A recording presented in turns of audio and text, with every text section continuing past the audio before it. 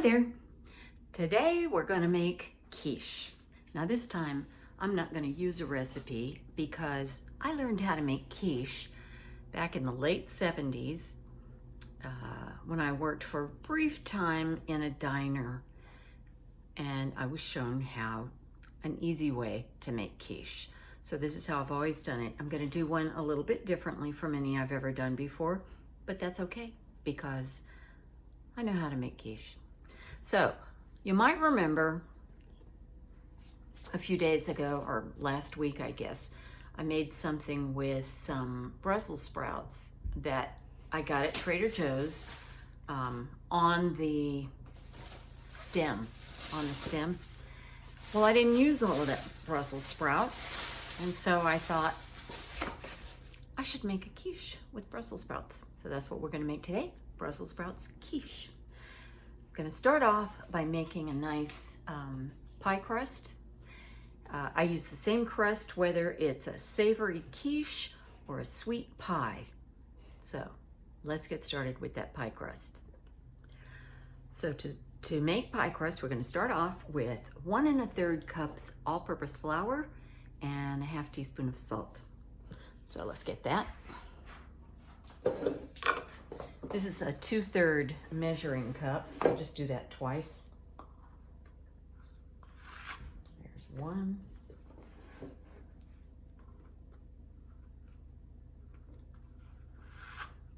2. And keep your flour handy because you'll need a little bit to dust your surface. So that's that. Really disappointed. I read an article today about how using Himalayan sea salt is damaging to the earth and it's a limited supply. And here I am with this salt thinking, oh, it's healthy. And it does have some minerals in it, but I don't know, maybe I won't buy them again. So there's about a ½ teaspoon of salt, and it can be any kind. Okay, I'm gonna bring this over to the mixer. I also read today that one of the things that you just don't need in the kitchen is a KitchenAid mixer. Baloney. I love my mixer and I use it pretty often. I'm gonna put that paddle on, put it in here, and I just want to mix up that flour and salt a little bit. Oh, not plugged in. So I'll plug it in, put this here so you can watch. There. And plug it in. Okay, while that's happening, I need to get a 1/4 teaspoon of butter and a 1/4 teaspoon of shortening. So this is a vegetarian dish. It's not vegan. Vegans could make the pie crust. Sorry, I'm kind of getting old and I forget what I'm saying. So vegans could make the pie crust by just using Crisco without the butter, but I think it's yummier with it. Marty says the best pie crust is made with lard, but I've never done that and I won't do that because that's animal fat. I don't want that. So I'll do mine with the butter and the shortening. So do the shortening first. Shortening is softer than butter, so you can just put this in, no problem. 1/4, well, you know, okay. I'll go ahead and measure it in this. You can use a dry measuring cup for that.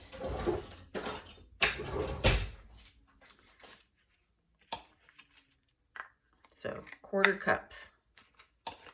And of course, when you're measuring something like this, you got to be sure to press it in and, you know, make sure it fills out the bottom of the measuring cup. You want to be accurate.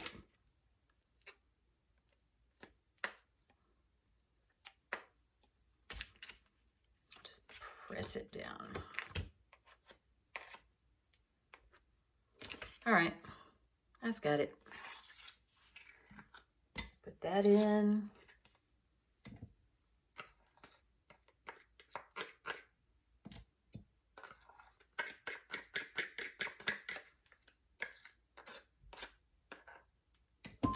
Okay, yuck. There's that. And the butter, a 1/4 cup of butter means half a stick. 1 stick is half butter. I mean a half cup, right. So I'm gonna cut this in half, and then I'm gonna cut it into some chunks so it'll break down faster. You don't want room temperature butter. I just took this out of the refrigerator. So we're gonna cut that in half, and you can't see that. So let me just move this. Butter, cut it in half.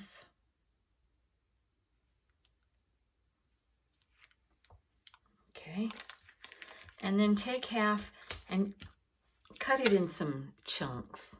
Just cut it into chunks.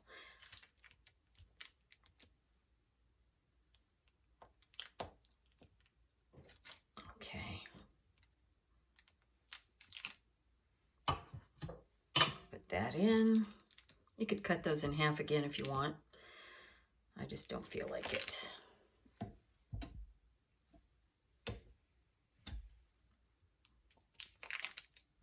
Alrighty. Now, all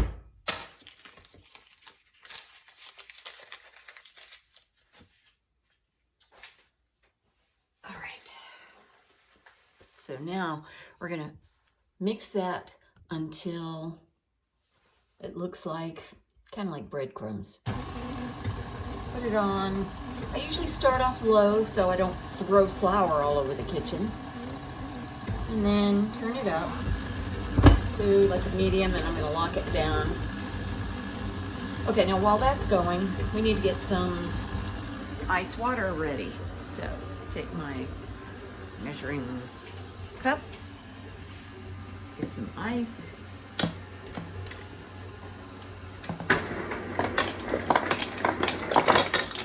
And some water.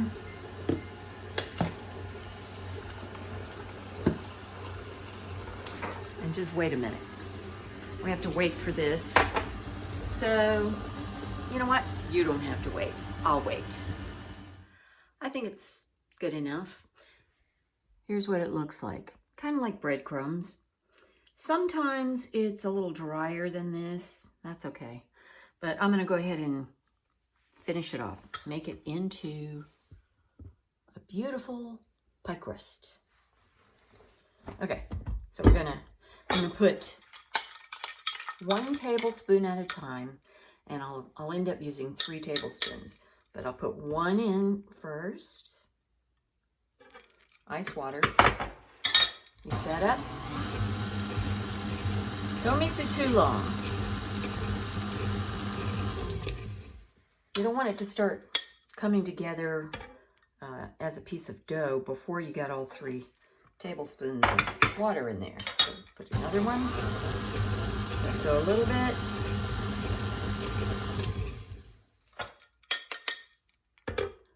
And another one. That should do it.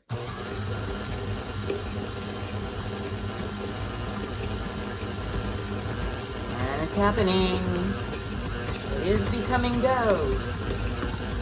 So that's good. See, that wasn't so hard.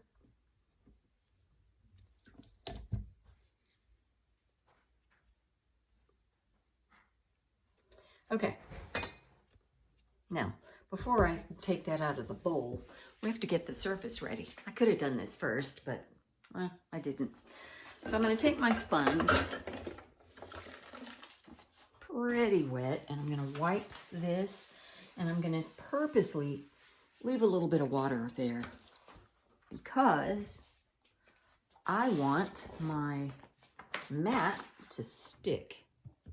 Let me fix this.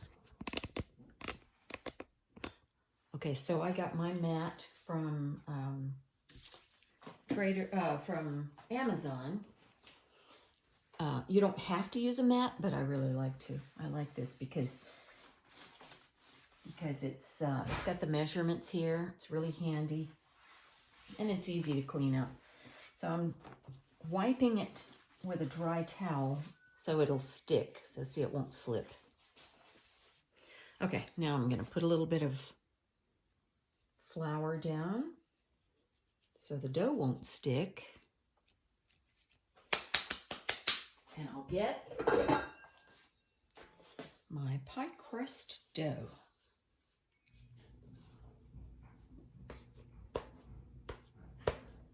So if your dough is too dry, it's not going to be as pretty. If it's too wet, it's going to be hard to work with. So this looks pretty good.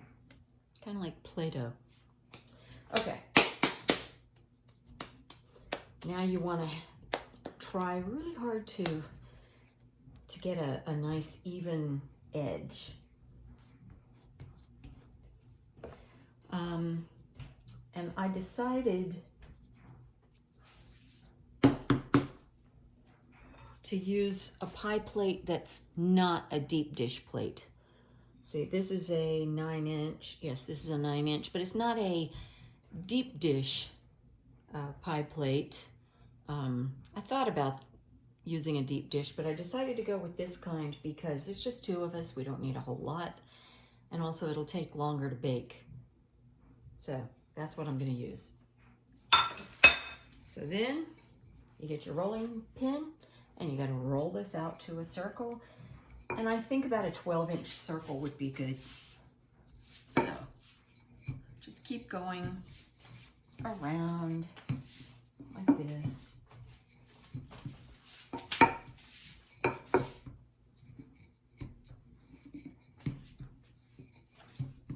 You want it to be nice and round.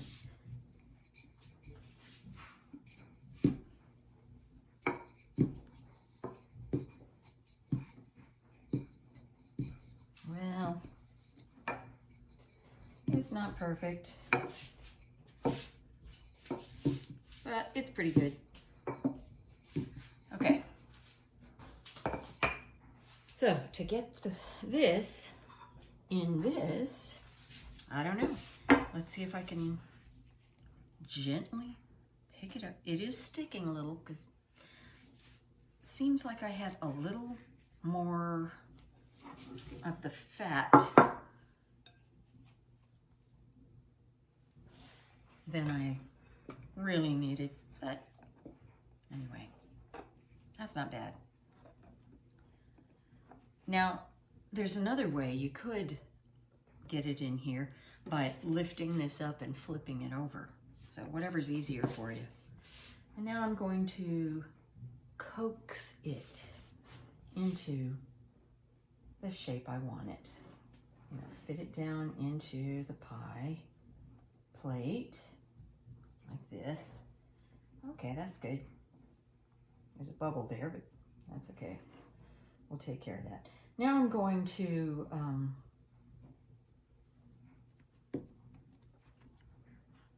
fix the edges. First thing I'm going to do is trim the edges and do it with a butter knife or something. You see here? Just like that, all the way around.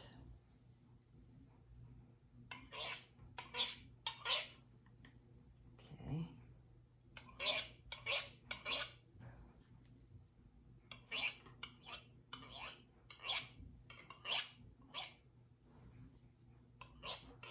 Okay, so we got a little area of sparseness here, but that's okay because we've got some left over here. So you could just throw these away, but I never do that. I don't like to waste. So I'm going to put this chunk in here and press it to try to get it, you know, the same thickness as on either side. That's going to give me some extra up here. I'm just going to kind of try to form it like that. There. And in fact, you know, I'm just gonna do this. I don't always do this part, but like I said, I don't like to waste. So I'm just gonna stick it in the bottom and press it flat. You'll never know it was there. And of course, if you want to just throw it away, fine, throw it away. Okay, there.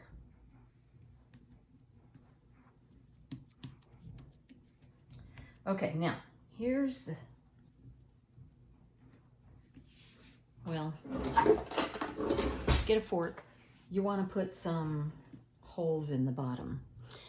Now, this is if you're not going to bake your crust first. Sometimes people bake the crust first. If you're making a pie, it really depends on what kind of pie it is. You know, some pies aren't baked, they're chilled, so you got to bake the crust.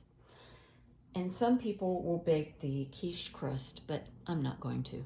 So I'm going to just stab it all over. And the reason I'm stabbing it like this, putting the holes in there, is because I want the air to escape. If you don't put the holes in, you could have your crust bubble up and ruin the whole thing. I'm going to put a few holes in the sides. And there it is. Now all we have to do is make the edges pretty, and that's easy. We're going to, watch carefully, we're going to pinch the side and push it between my fingers like this. Okay, so I'm going to go like that, and it makes a V with a dent. And then I'm going to go put my thumb in the dent from the last one and do it again. And I'm going to do this all the way around. Come back this way. There are other ways you can do this. Actually, I've seen some really fancy ways. I used to take my fork and do it like this, but that's not as pretty. So.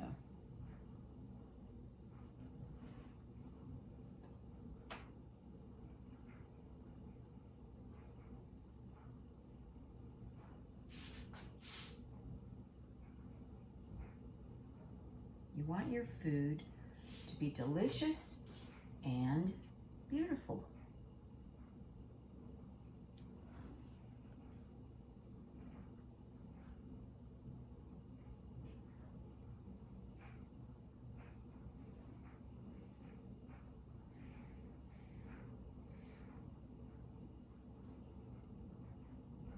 There you go. Lovely. Now we're going to set that aside and work on the filling. But actually, before we work on the filling, we got to clean up.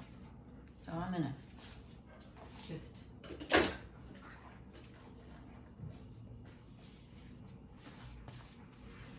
get this, throw this away.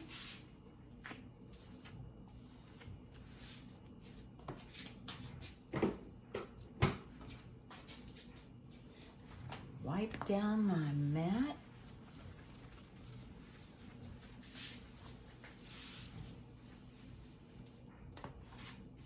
And then pick it up and just put it aside somewhere so it can dry.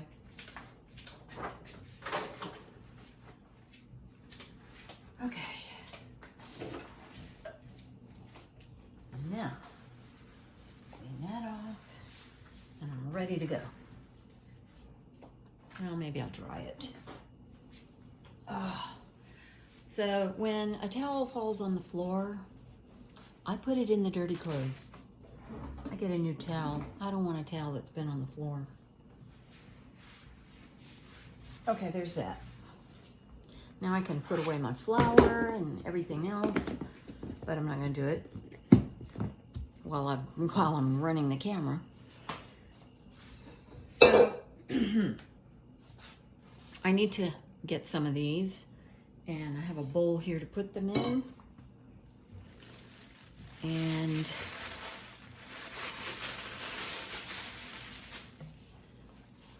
I still have it on here. I usually leave these on the stalk until I'm ready, because I think it makes them fresher or fresher longer.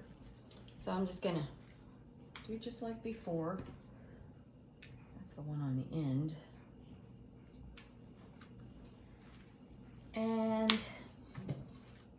I'm gonna go for about the same amount that I used in the risotto, which was 10 ounces.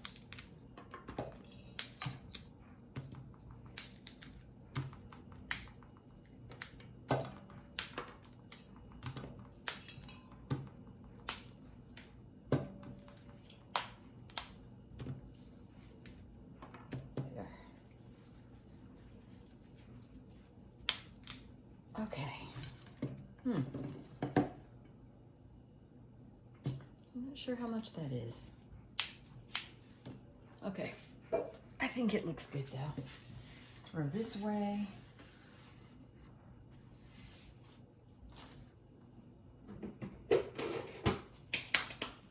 And I'll go ahead and clean this and show you what's next. So I'm making this up while I'm, telling you how to make it. And I guess if it doesn't turn out well, then you won't see this video. I'm banking on it being good. So I forgot to go over the ingredients with you. I'm gonna try something a little scary. I'm gonna use Gruyere cheese, delicious. And I happen to have some Feta cheese left over. So I used half of it and I still have some left. So I've never put these two cheeses together, but I just tasted them one after another and I think maybe it'll work. I hope so. So anyway, what I'm gonna do now is better turn on the oven. Oh, ingredients. So besides the cheeses, I'm gonna have 3 eggs. I'm gonna have hopefully 3/4 of a cup of milk. I'm guessing, oh, let me tell you.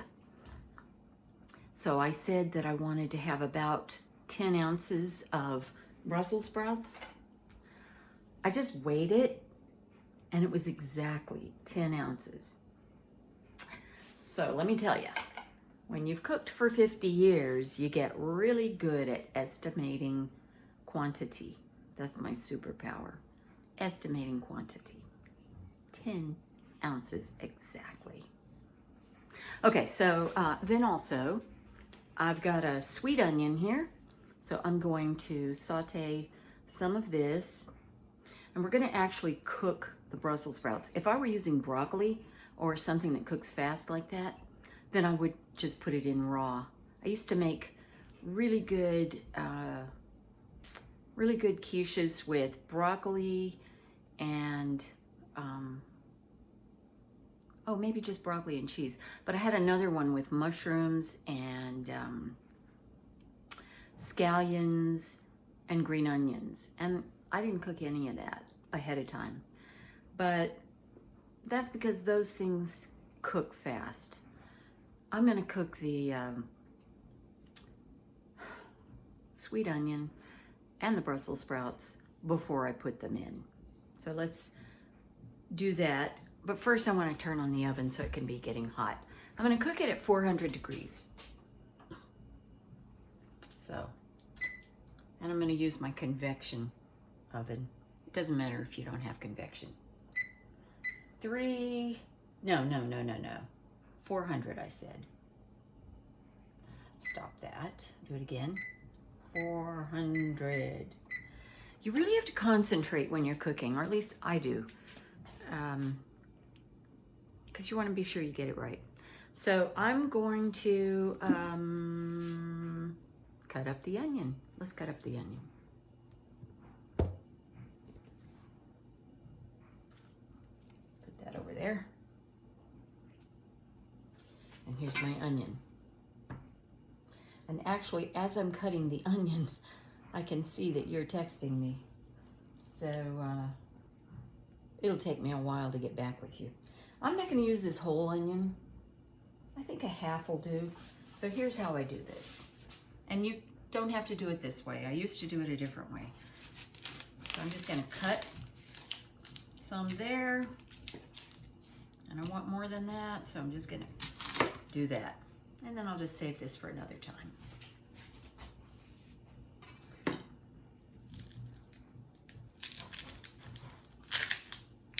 Now, by now, I think you know how to cut an onion. So I'm going to turn off the camera and cut it up, and you know how to do that. I decided I'm gonna slice the onion instead of chopping it. So let's slice. Here are my 2 chunks. And I'm gonna just slice it like this.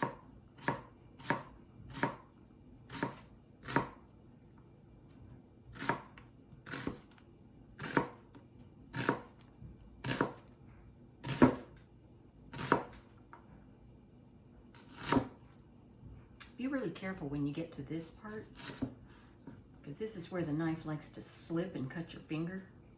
I guess it's better to do it like that. Oops. Like that. Okay. Here, I'm going to do it like this. Okay.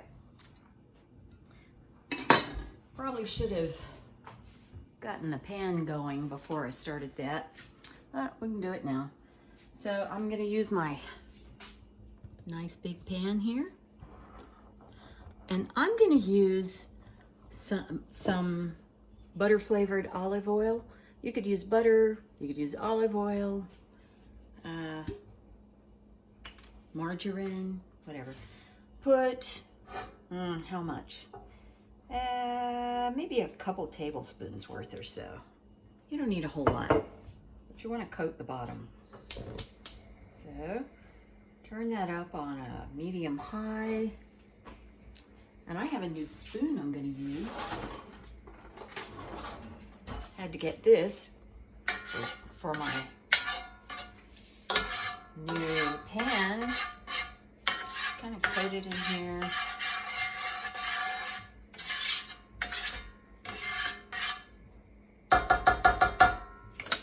Sometimes I cut everything up before I start. Sometimes I cut up while something's cooking, and that's what I'm going to do today. So I'm going to put these sweet onions in here. Stir that up a little bit. Put the lid on. And I'll hear when it starts sizzling, and then I'll go back. But now I need to cut up those Brussels sprouts. I've washed them, so I'm just going to cut those in half, and you'll see why. Here we go. Okay, and I wish I had a bowl under that. Okay, so if you've got something funky on the edge like that, go ahead and cut that off. Otherwise, just cut them in half.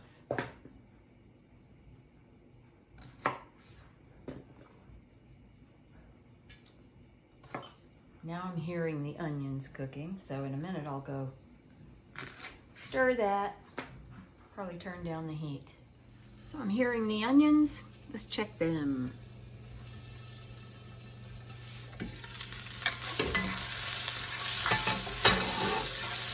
Okay.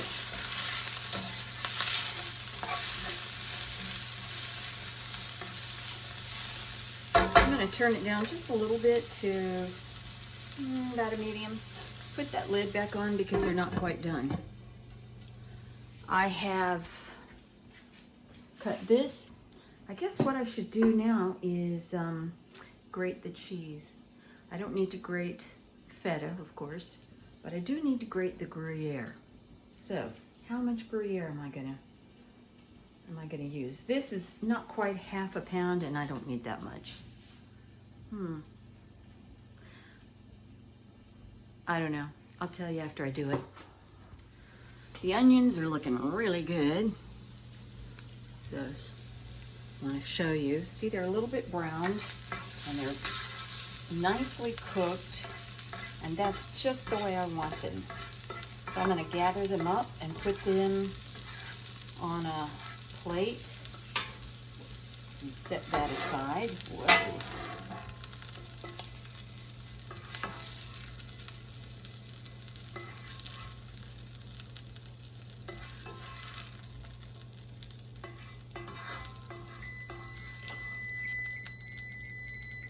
oven's hot.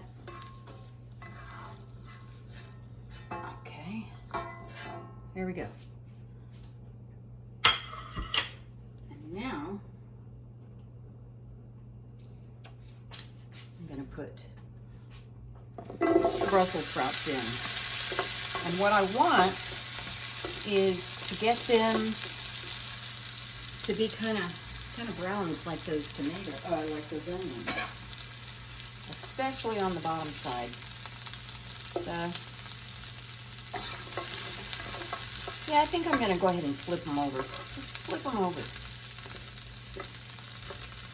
They don't have to be 100% cooked, because I'm going to bake it. Flip them over.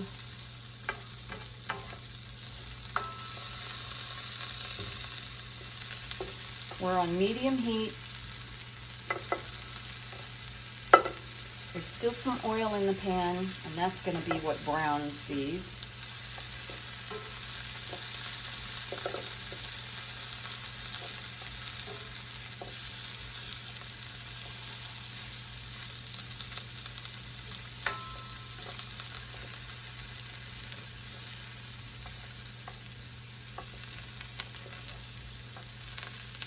Flip, you. There. Okay. And lid.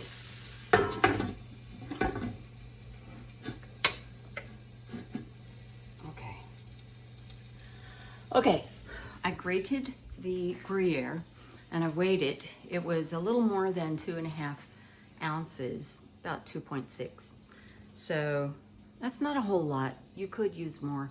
Actually, when I used to make quiches years ago, I used to use Swiss cheese and cheddar cheese, especially with the broccoli. Actually, I think I did it with both. But we're going to be adventurous today. Gruyere and feta. So this is going to be about 4 ounces because I can see it was originally 8 and I used about half of it. So I'll just be able to crumble this. The Brussels sprouts are now beautifully bright green, as you can see here, and they're not fully cooked. I knew they wouldn't be, but the bottom should be, it's a little bit browned like that. I'm going to keep them down. I'm going to put about a teaspoon of water in here and then turn the heat off and the lid, put the lid on. It'll steam just a little bit. So I use a big spoon, but I put about a teaspoonful of water in it. Put it in, shut that fast so the steam doesn't escape, and turn it off and just leave it for a few minutes. Now, meanwhile, we need to beat some eggs. So I have my 3 eggs here. I'm just going to put those in a bowl. Oh, lovely. That doesn't usually happen to me, but you know, it can happen. Let's see if this one works better. Yeah. And this one. And I always just quickly take a look and make sure I didn't have any eggshells that fell in. You don't want to have those. So there's that. I'm gonna put some pepper in there. I'm gonna put some salt. Oh, yeah, I decided I would use some garlic salt, Pinsy's garlic salt, just to, you know, give it a little something extra. So there's a little bit of that. And 3/4 cup of milk. Ooh, I have a feeling that's too much. I hope I'm wrong. And we're gonna beat it. Just whisk it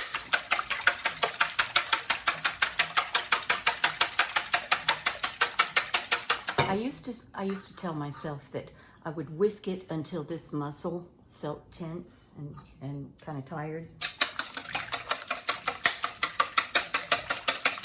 Just whisk it till it's nice and, you know,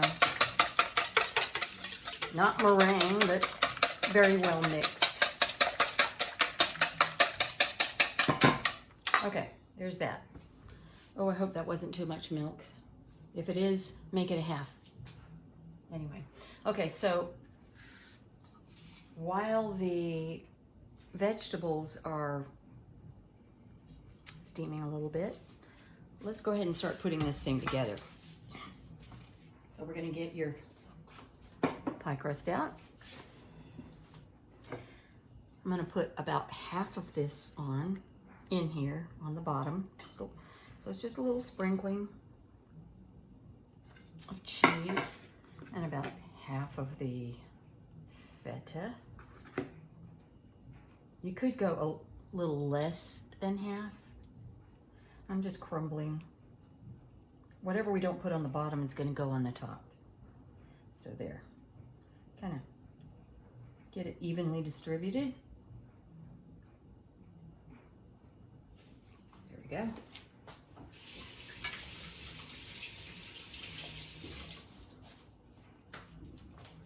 And then we're going to, oops.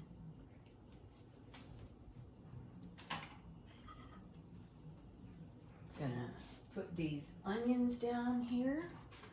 Try to evenly distribute those.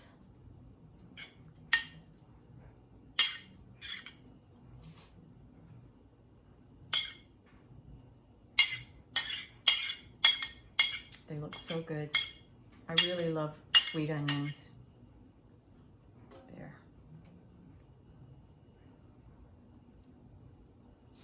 All right. And let's go get the Brussels sprouts. All right. So we're coming over here.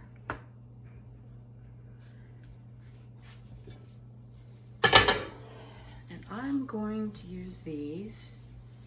I want to place them carefully in here so they're face down like that. Ta-da! Beautiful, isn't it? Actually, 10 ounces was perfect, if I do say so myself. So let's move over here. And right here. So we've got our vegetables here. At this point, if you wanted to put, I don't know, herbs and spices, you could. You don't need to. I've got salt and pepper in the egg mixture, so I think we're good. I'm just gonna put in the rest of the cheese on top. And you might want more Gouda or Gruyere, excuse me. It's kind of loose. This is just a suggestion. But at least you'll know how to make a quiche. So we've got cheese, vegetables, cheese, and then as soon as I get this done, you'll see.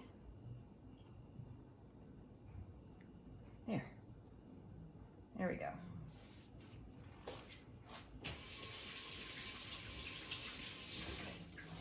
All we have left, and I thought about putting a little touch of nutmeg in here, but I didn't.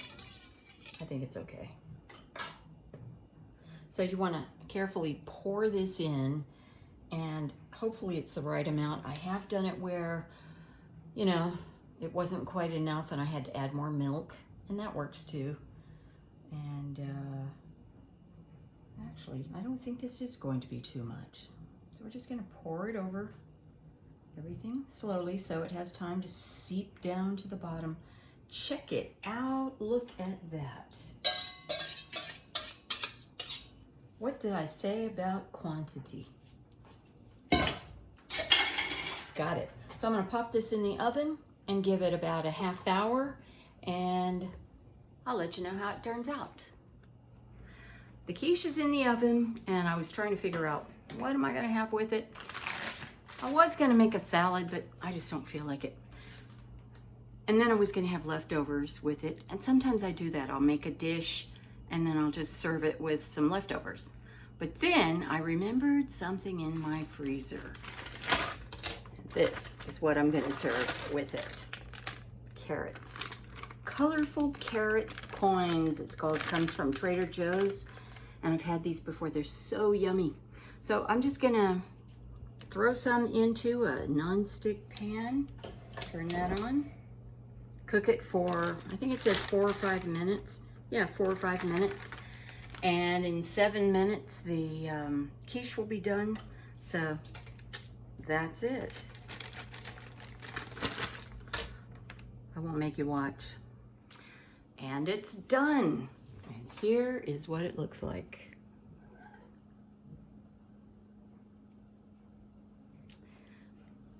And here is the carrots.